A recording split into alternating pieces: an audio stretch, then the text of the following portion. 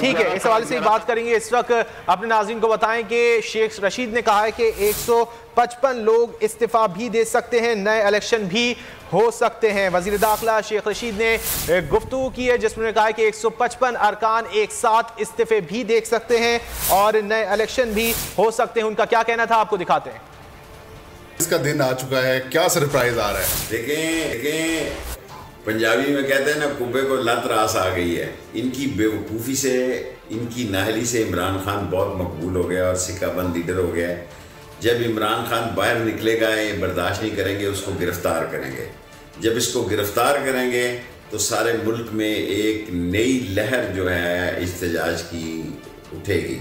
सो मेरे ख्याल में ये बेवकूफ़ इमरान खान को गिरफ्तार करेंगे, उसकी मकबूलियत का ये मुकाबला नहीं कर सकते।